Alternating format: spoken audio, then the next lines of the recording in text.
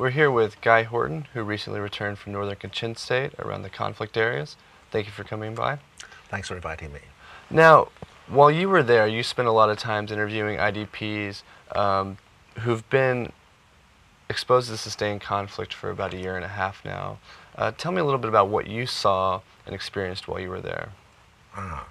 Well, where I was based, I was in earshot of fairly continual heavy artillery fire and heavy mortar fire, and it was gradually getting closer. So there was a sense of panic, controlled panic, I suppose I should say, in the area where I was. But people were expecting the worst, and the churches were open, I noticed, 24 hours a day. People were praying for protection, for deliverance, and civilians were quietly preparing to fight, which is why I'm particularly concerned that there may be some disastrous humanitarian disaster at the end of all this. Now, when you say civilians were preparing to fight, were they actually arming themselves, or was the Kachin Independence Army arming them? What was happening? I didn't see them. They were going to places where there were weapons, or where they were being taught how to use weapons and fire and shoot, including women. Now, this news comes as one of the final hill stations around Liza reportedly fell this weekend, which kind of opens the way to the rebel stronghold from the Burmese army. What are the possible scenarios? What are people thinking on the ground as far as with regards to this latest development? Yeah.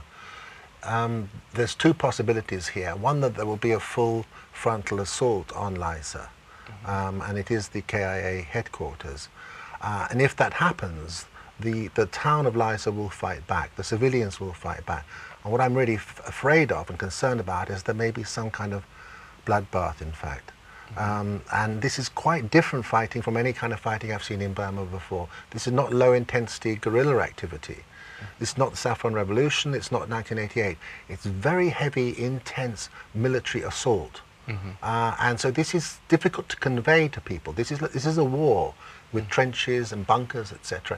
And it is possible that a full-scale assault will take place on Liza, and the effects on the civilian population will be catastrophic. And the civilians know they have nowhere to flee. That's the problem. They're trapped against the Chinese border, and they have nowhere to flee. In other words, they have no alternative paths but to fight. On the other hand, to answer your question, it may be the intention of the Burma army simply to surround the city, dominate it, control it, and cut it off from the rest of Kachin state, quietly to destroy it. We don't quite know. But how it behaves depends on the international community's response to what's going on. And if that response is sufficiently critical, sufficiently challenging, sufficiently confronting, the Burma army in that area may be actually afraid to go too far. So that is what I think we should be trying to do. Now, with regards to that, where does China factor in this? China could well play a really positive role here.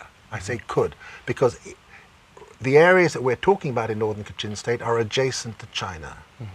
And China does not want a war on its doorstep, and it does not want hundreds of thousands of refugees flowing into China. So it's very much in China's interest, and it's said this several times, that it wants a ceasefire, it wants a cessation of the hostilities. So in fact its position is similar to the EU, its position is similar to the UN, its position is similar to the US. There could well be, if they act quickly, a kind of united front from China, the EU, the UN and the US to impose a solution which would be a ceasefire and hopefully a long-term peaceful settlement. From my understanding, you heard some very harrowing accounts of what they've had to deal with in the mix of this fighting. Can you tell me just a little bit about what you saw and what you heard? Yeah, and in answer to your question, you have to remember that the Kachin are really united. They're not like the Karen divided between KNU and DKBA, or most Shan groups divided. They are very, very, very united. So the civilians will stand with the army, and the army will stand with the civilians. And so that's why I'm very concerned that the civilians themselves may be directly targeted by the Burmese army. And one of the additional reasons why I'm very concerned about it is the stories that I listened to from the civilians who had fled fighting. And they were some of the worst that I've ever heard from Burma. A woman bayoneted to death with a baby of 17 days old. A woman gang raped to death. A man shot in the stomach, then massively mutilated afterwards. I mean, things that one doesn't really want to talk about, but these were the worst kind of stories I've heard in Burma. So my fear is this could be replicated against the civilian population.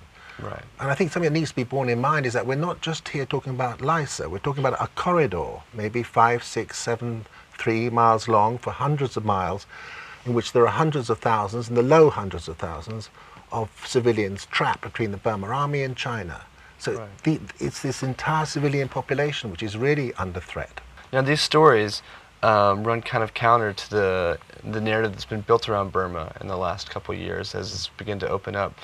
What does the military's behavior say about the legitimacy of these reforms in your mind from what you've seen in the last week? Well, they put a very, very severe question mark over these reforms. And remember, what I witnessed is massive warfare. You know, artillery, helicopters, jet bombers, massive human wave attacks. This is extremely systematic onslaught on the Kachin people. And how can the international community possibly be engaging in a liberalization reform process while this is going on? It doesn't really make any sense, and it puts a huge question mark over the whole reform process.